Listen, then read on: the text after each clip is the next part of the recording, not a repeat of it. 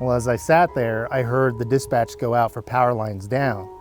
Not what you want to hear, as you're starting your day. I hear a report of fire not too long after that. One of the housekeepers comes up and says, "Hey, do you know there's smoke behind the hospital?" And I just see this column of smoke, and it looks like it's straight up and down.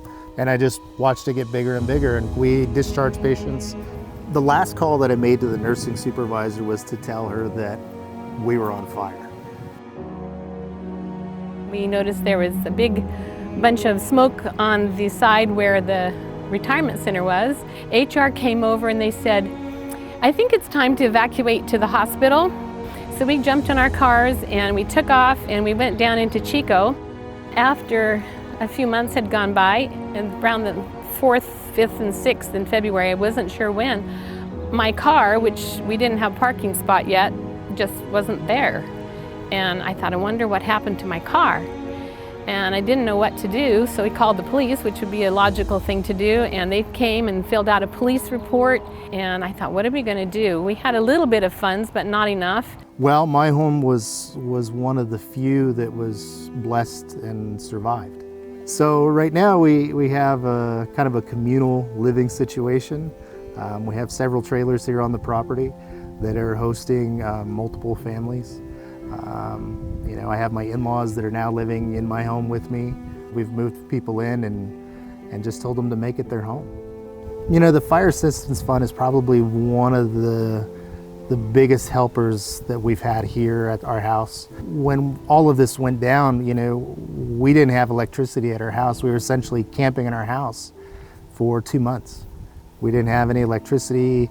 We had to reinstall a new power pole, and all the electrical equipment that goes to that had to have wire restrung and redo the wiring. The Fire Assistance Fund has really been helpful, and I really feel like it's something that would continue to help people as the reality of everyday stuff sets in. Is expenses start coming in fully, and really people realizing the gravity of where they're at. So I thought, I wonder if I went to Adventist Health, if I requested a little bit more funding.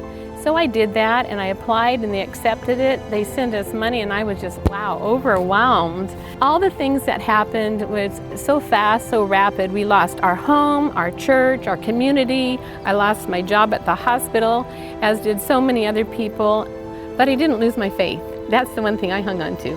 And it's got us through an awful lot, because I thought, I could be like Lot's wife and turn around and look back at all those things, or I could say, just let it go and God will provide. The thing that was the most important for me is the generosity of the people that gave all that. They actually found my old car. It was about 2 or 3 weeks later, and it was pretty much toasted. So we got rid of that car and just bought my new car, and it's right behind me, right there, that little purple car. It's a little RAV4. We call it our flying eggplant, and we love it.